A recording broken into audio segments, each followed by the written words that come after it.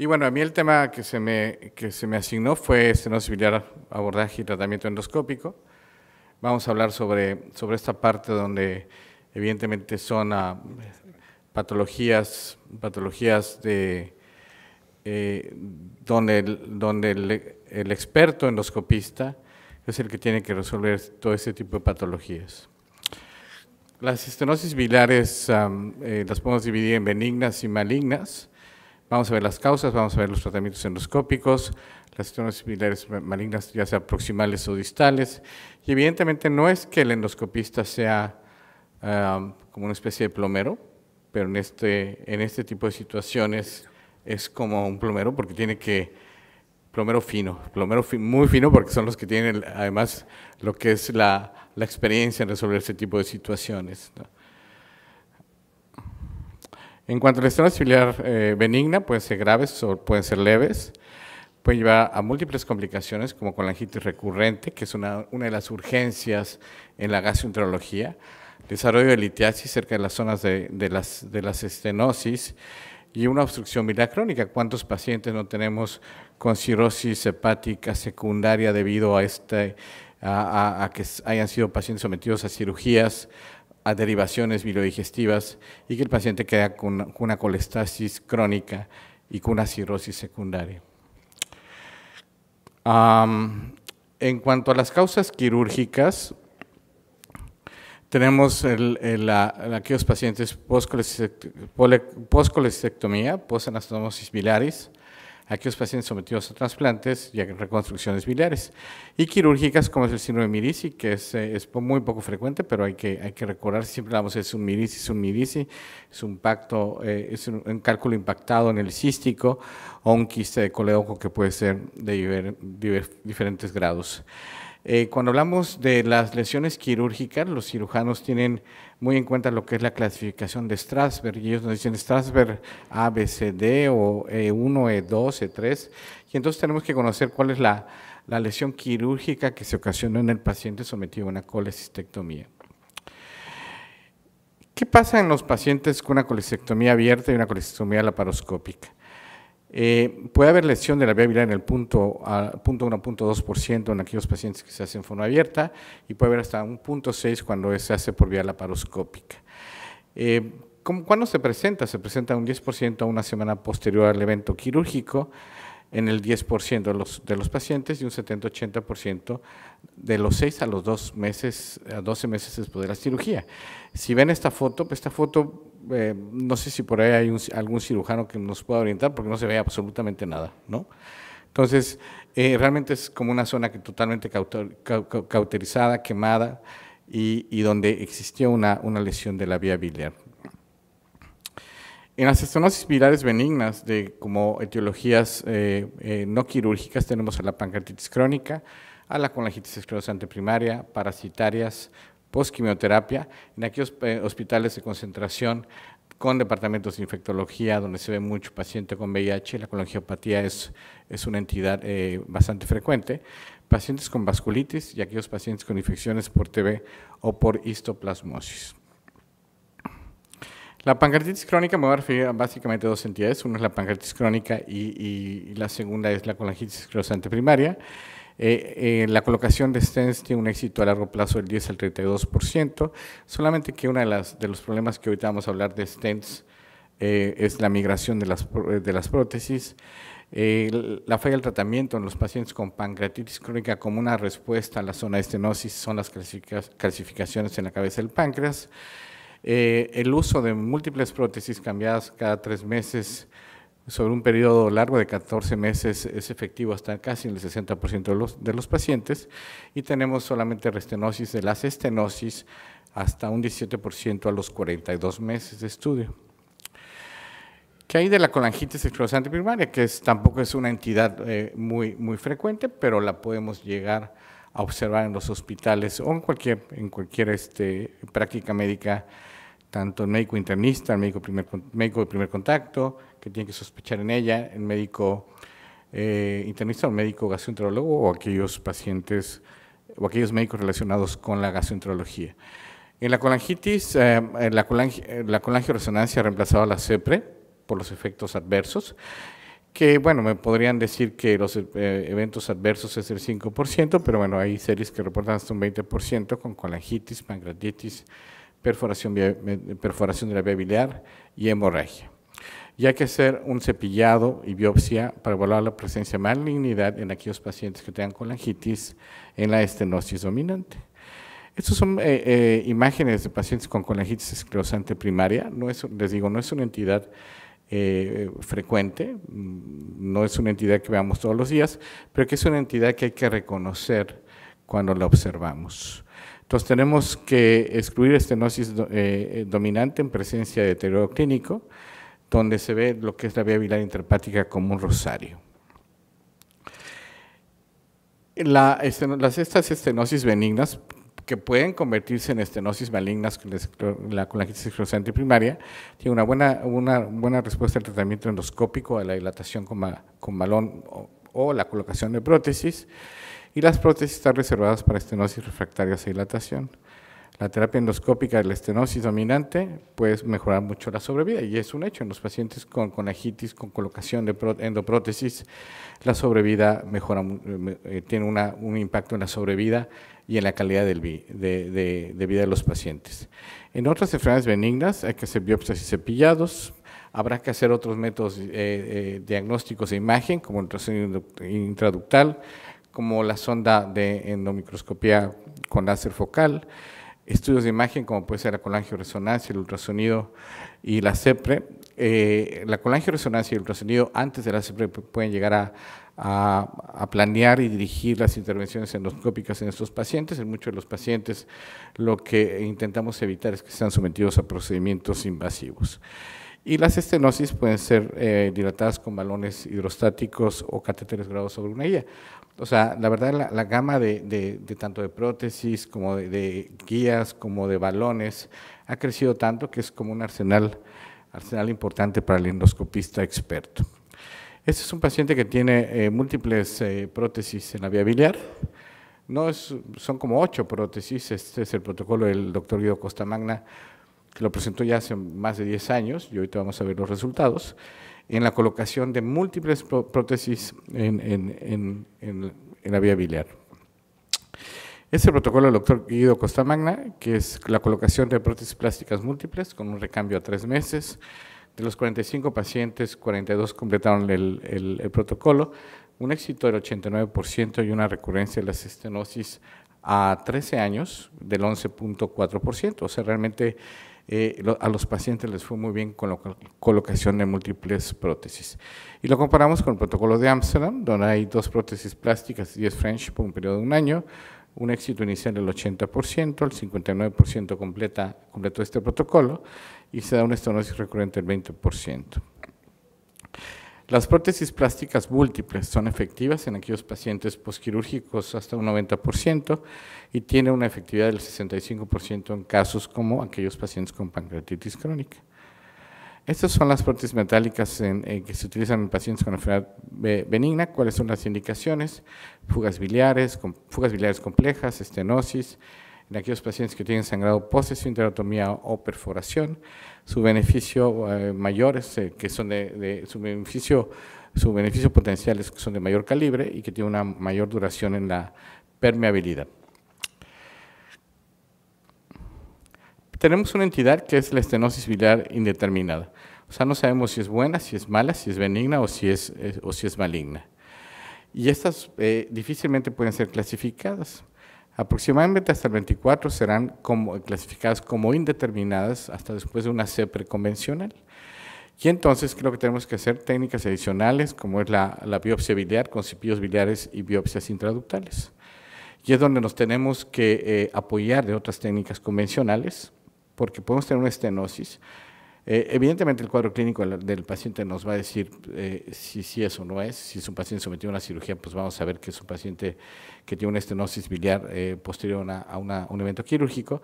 Y si tiene una evolución clínica tórpida, pues podemos llegar a pensar que es una estenosis biliar maligna, o si es un paciente que tiene una estenosis, una evolución clínica que no ha sido tan crónica y que no ha tenido un impacto en la calidad de vida del paciente, pues entonces podemos llegar a pensar que es una estenosis biliar de origen benigna. Entonces, otras técnicas incluyen el ultrasonido intraductal, la colocoscopía o colangioscopía y la endomicroscopía con láser. Y en algunos pacientes el diagnóstico final solo se puede establecer durante el seguimiento a largo plazo, en tanto en la exploración quirúrgica como en la resección.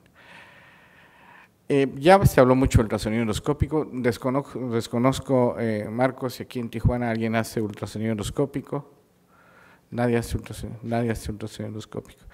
Creo que es una arma que seguramente el que haga ultrasonido endoscópico en Tijuana tendrá mucho trabajo, tendrá muchísimo trabajo, porque es una herramienta diagnóstica que cada vez crece y crece y es de mayor utilidad. El ultrasonido endoscópico proporciona la capacidad de identificar una lesión por otro tipo de modalidades de imagen. Además, nos va a facilitar la estadificación, la presencia de ganglios regionales o no y la afectación vascular. Y además, la enorme ventaja de un ultrasonido endoscópico es que podemos tomar tejido.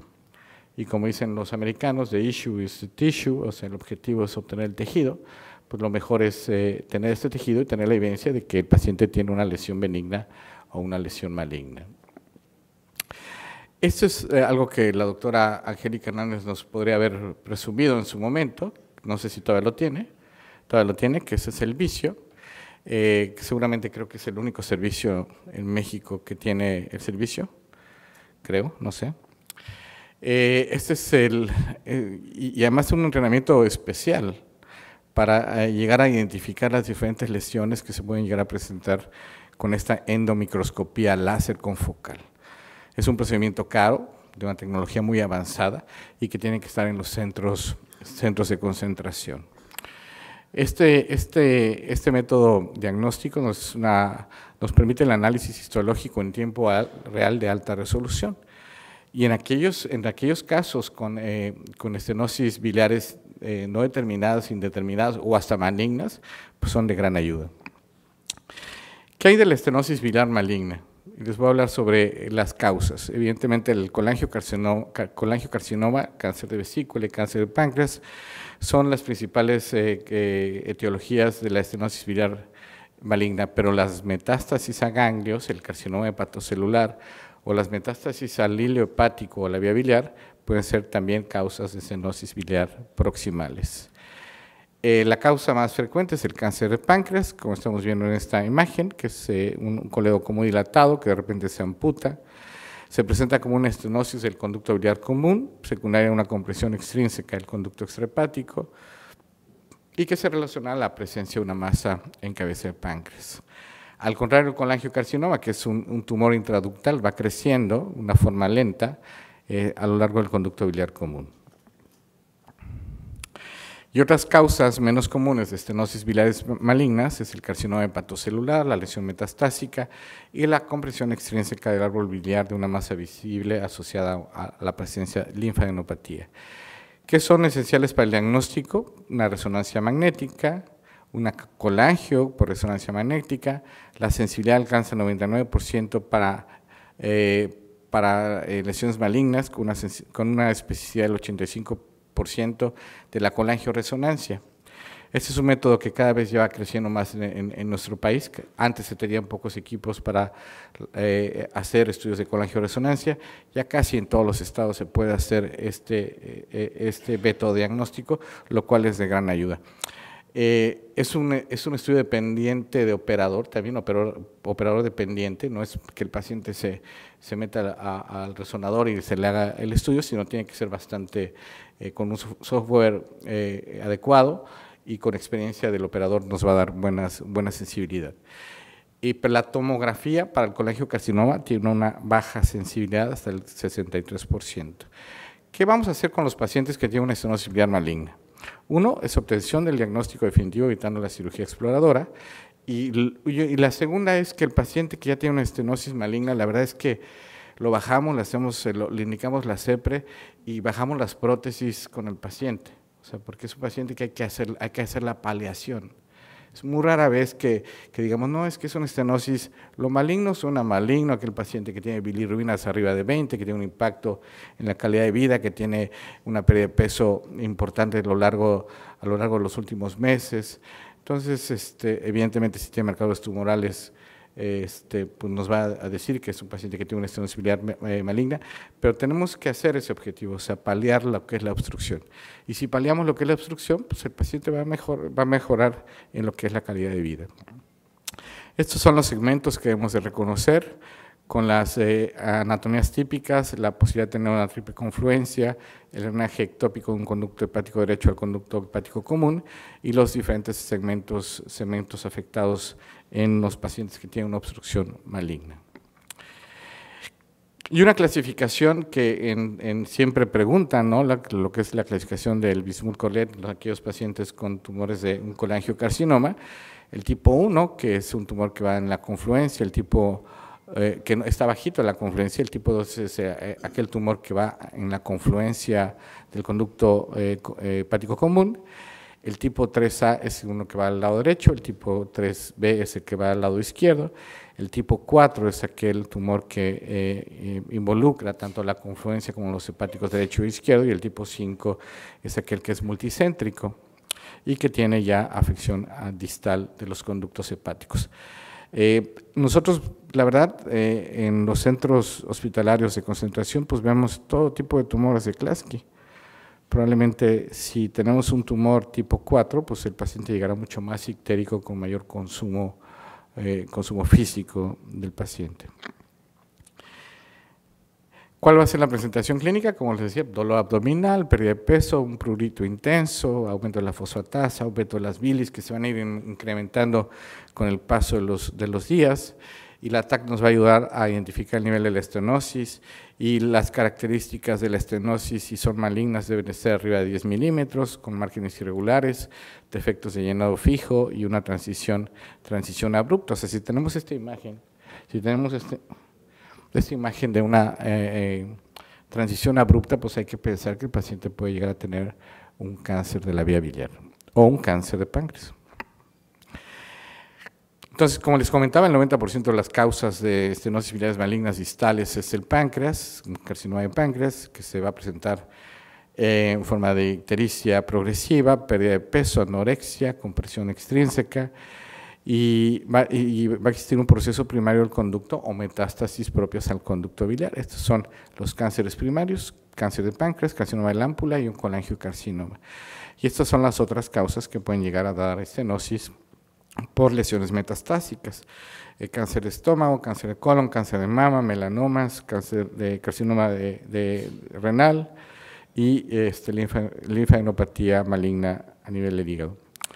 ¿Cuál es el método diagnóstico preferido? Pues el CEPRE para obtención de muestras. Uno de los graves problemas que tenemos en los pacientes con colangiocarcinoma es el cepillado. Por más que se quieran mejorar las técnicas de obtención del cepillado, que hacer 10 pases y obtener tejido, la sensibilidad no es tan buena, tiene una sensibilidad muy pobre y es específico 90%. Entonces, ¿qué se puede utilizar? Otros métodos: dilatación de la estenosis, aspiración con aguja fina y un cepillado, lo cual va a mejorar el rendimiento diagnóstico y también nos va a determinar aquellas causas de unas estenosis extrínsecas causadas por cáncer de páncreas, o sea, de vesícula biliar. El ultrasonido endoscópico, nuevamente, vuelvo a comentarles, es bastante específico, nos ayuda muchísimo a determinar la probable etiología, ya sea páncreas asociada del conducto biliar común, un colangiocarcinoma. Tiene una sensibilidad del 80%, especificidad del 90%, es bastante este la utilidad del ultrasonido endoscópico en estos casos. El ultrasonido intraductal, solamente les quiero presentar este nuevo método, que es la colangioscopía, que es el SpyGlass, que también lo tiene la doctora Angélica, y que el SpyGlass ya está en muchos estados, porque ya lo están llevando a tener una experiencia mexicana con el SpyGlass en los diferentes estados, que es colocar una sonda a través del canal terapéutico con un láser. Este es el SpyGlass, esta es la sonda que se provoca, que se introduce a través del canal terapéutico, puede llegar a tener dos dos objetivos primordiales. La primera es la destrucción de litos, la segunda es la obtención de tejido en aquellos pacientes con sospecha de estenosis biliares malignas, como es en este caso, que puede tener una estenosis biliar maligna. Entonces, aquí estamos viendo la bifurcación y estamos viendo los conductos, como se observan con el SpyGlass, y cada vez se ha mejorado la imagen de este método endoscópico. Ofrece un ángulo de visión mucho más amplio y la verdad lo que es el SpyGlass sí nos ha venido a ayudar en relación a lo que es la detección de lesiones de la vía biliar. Tenemos otros métodos como es el FISH, que es la fluorescencia por vibración in situ, y tenemos el análisis de imagen digital, que en aquellos casos donde tengamos una sospecha diagnóstica se puede hacer y nos mejora el rendimiento diagnóstico de la citología de aquellos pacientes que son sometidos a lo que es el cepillado por biopsias. El manejo endoscópico, drenaje preoperatorio es controvertido, lo que tenemos que hacer es un manejo paliativo con prótesis plásticas o prótesis autoexpandibles. El manejo quirúrgico en los pacientes con colangiocarcinoma tiene una sobrevida de 5 años del 5 al 10%. Es raro el paciente con colangiocarcinoma que sea candidato a cirugía. La tasa de resección, 90% cuando es distal, 60% cuando es intrahepático y 56% cuando es periliar. Pero los pacientes ya nos llegan en estadios avanzados y es muy complejo el tratamiento quirúrgico. El drenaje percutáneo y endoscópico mejora las complicaciones como la presencia de la colangitis. Tiene que ser en centros hospitalarios que tengan un gran volumen y solamente en el 20% de los casos puede haber una falla al diagnóstico. Estas son las endoprótesis en las estenosis proximales, que son prótesis no cubiertas, que se utilizan en aquellos pacientes con una esperanza de vida arriba de 3 meses. Son bastante efectivas en el 80% de las veces, es la primera elección como drenaje endoscópico y se utilizan algún tipo de prótesis. Tenemos que hacer una revisión endoscópica si las bilirrubinas después de 3 semanas pre-stand están arriba de 10 miligramos por decilitro y si después de 6 semanas están arriba de 10 miligramos por decilitro, habrá que ver si tenemos una disfunción. Las lesiones potencialmente resecables, que son pacientes candidatos a terapia neoadyuvante con este tipo de prótesis, colangitis agudas, prurito intenso y retraso en la cirugía, o la colocación de prótesis plásticas o estos. ¿Cuáles son las complicaciones de las endoprótesis? Las complicaciones tempranas se presentan hasta un 5%, como puede ser la infección biliar, la pancreatitis hasta un 29%, hemorragia un 23%, perforación, inmigración y falla renal. ¿Qué es lo que les quiero enseñar en esta siguiente diapositiva? Yo sé que ustedes probablemente, algunos de ustedes tengan experiencia con las prótesis, pero la gran mayoría no tenga experiencia con las prótesis, lo que son los diferentes tipos de prótesis. Prótesis no cubiertas, prótesis plásticas, parcialmente cubiertas y completamente cubiertas. La migración en las prótesis no cubiertas es del 1%, porque lo más importante es que estas prótesis no migren, porque si migran no funcionan y tenemos una disfunción propia de la prótesis. Ya voy a acabar. Y para terminar, todo paciente con una estenosis biliar representa un reto en su manejo. Es un hecho que un paciente con una estenosis biliar es un reto en el manejo diagnóstico y terapéutico. Las estenosis biliares quirúrgicas identificadas de una forma temprana van a presentar una mejor evolución. La evolución y el antecedente del paciente nos va a orientar a su etiología. Contamos con estudios de imagen y de ecoendoscopía como herramientas diagnósticas, pero son estos pacientes con estenosis biliares, ya sea el origen que sea malignas o benignas, distales o proximales, posquirúrgicas o no quirúrgicas, es donde tiene que ser visto el paciente en forma multidisciplinaria, con un clínico, un gastroenterólogo, un cirujano y un radiólogo. Y muchísimas gracias por su atención. Y nos vemos en Puebla.